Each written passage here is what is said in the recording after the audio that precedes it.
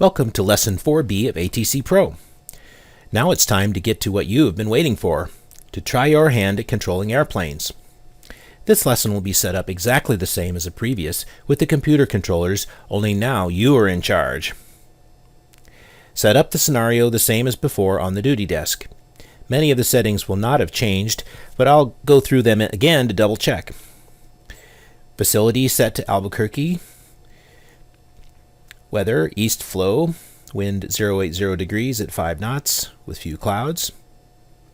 For traffic, departures, commercial at 100%, everything else at 0%. Arrivals, all set to 0%. Other, all set to 0%.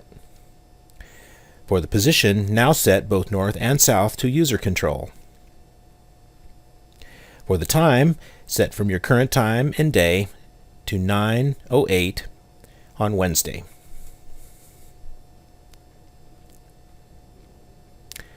OK, click the Begin Your Shift button. When the program finishes loading, go ahead and pause the sim to rearrange the pop-up windows on the scope for our controlling session. On the COM panel, click on the TX cell and RX cell buttons on the first, second, and third rows as before. You can close this window to get it out of the way. On the left side of the scope, you will see the Flight Information Strip window. Resize the window to take up less space by dragging the arrows that appear at the top and bottom of the window. You can move the smaller window to an out-of-the-way location, like over here on the right.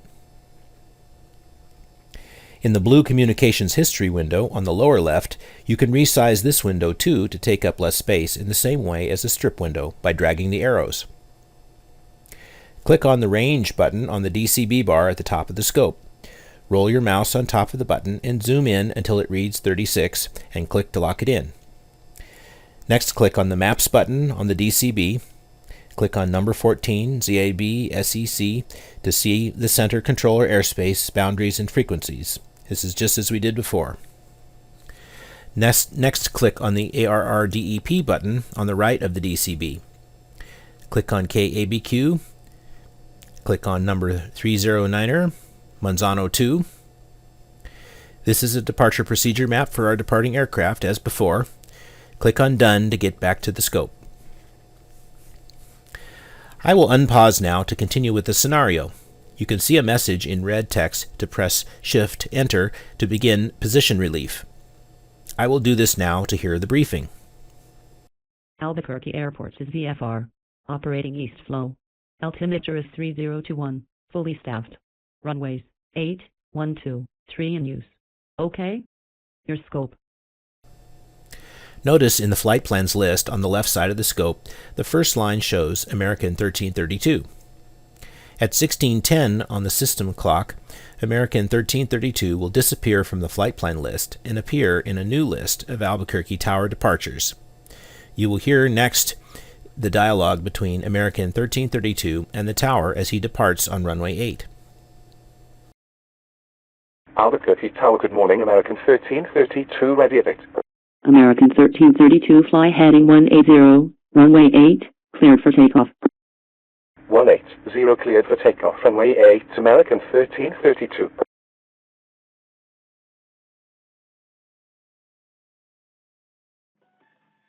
American 1332, contact Albuquerque on 123.9 more.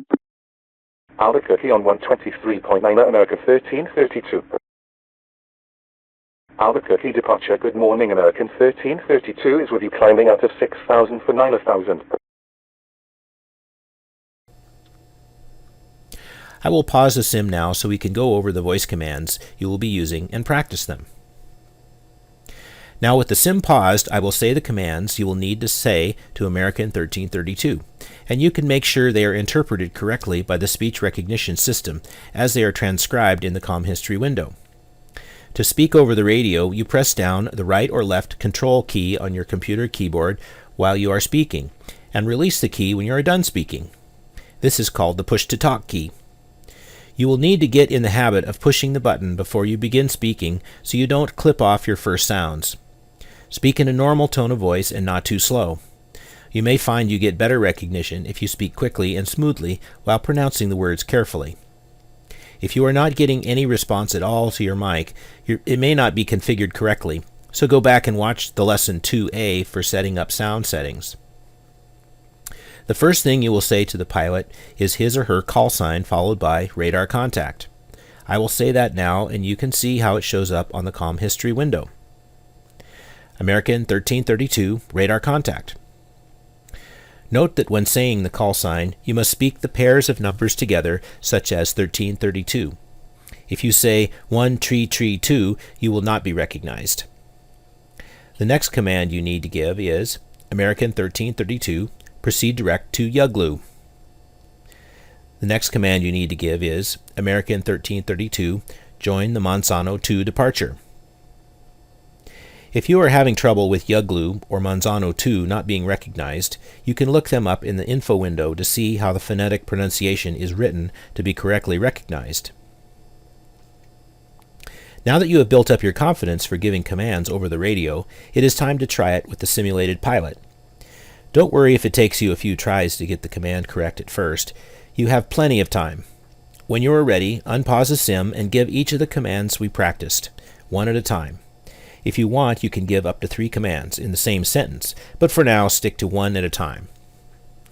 With the sim unpaused, we see the data tag of American 1332 pop up in the center of the scope. It will be white this time because it is under your control. Now you own it. I'll demonstrate the voice commands now. American 1332, radar contact. Roger, American 1332. American 1332, proceed direct to Yuglu. Direct Yuglu, American 1332. American 1332, join the Monsanto 2 departure. Join the Monsanto 2 departure, American 1332. If you make a mistake and the command is not recognized or incorrectly recognized, just say it again. If you are really struggling, you can use the mouse to select from a command menu that I will demonstrate in the next lesson, 4C. Controllers in real life must learn to speak all their commands, and you will have more fun if you do too. Notice now in the flight strip window, there is a strip for American 1332 that shows useful information about the flight plan and records the clearances and waypoints given. Watch American 1332 follow the route while climbing. By the time he has reached Yuglu, it is time to give a climb command. You can pause the sim again and practice like we did before until you feel comfortable with the command. I will say it now. American 1332, climb and maintain flight level 200. Climb and maintain flight level 200. Note that you need to say the numbers as individual digits, such as 200. If you say 200, you won't be recognized correctly. As a rule of thumb, hundreds and thousands are spoken individually, such as 9,500. 10,000 is spoken as 10,000, and 17,000 is spoken as 17,000. Higher than 17,000 is where the flight levels begin, known as transition altitude. 18,000 and higher is spoken as a flight level 180, or 20,000 as flight level 200. The aircraft will turn left at Monsanto and head for the Fat T's waypoint. Once he's past Monsanto, you can start the handoff process to the next controller, in this case Albuquerque Center, Sector 94. Let's skip ahead to that point now. To make a handoff to center, you need to type the letter C, and you will see it appear on the preview area on the lower right side of the scope. Then click on the N of the data tag. If it is done correctly, you will see the center sector ID appear in the middle of the data tag's second line. After a minute, the N will change to a C. When center is ready to accept the handoff, the data tag will flash, then the data tag will turn green. This means the center controller has accepted the handoff of American 1332. Let's do the handoff key command now. Type C, then click on the N of the aircraft target. Notice the C94 in the middle of the second line of the data tag. Then the data tag flashes and turns green.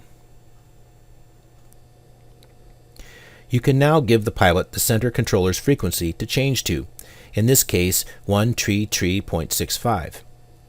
Note when giving the numbers of a frequency, you always say each digit and point for the decimal point, not dot. Outside of the United States, the word decimal is usually used instead of point. I will say it now.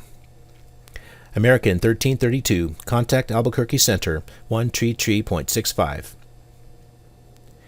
Practice this until you feel comfortable with saying the command and are getting good recognition. Unpause the sim when you are ready and give the frequency change command. American 1332, contact Albuquerque Center, 133.65.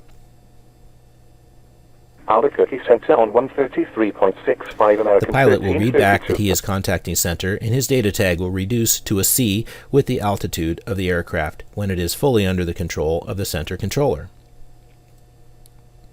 You are now an official controller of simulated airplanes. Congratulations! I encourage you to watch this lesson a few times, then try it yourself to get some practice and confidence giving voice commands to the aircraft. In the next lesson, 4C, I demonstrate the same scenario with the use of mouse menu commands that can be used instead of voice commands. This may make it easier for you to learn what commands to use in any given controlling situation and run the sim before you have learned how to speak voice commands. Click the X in the upper right corner of the scope to end the session.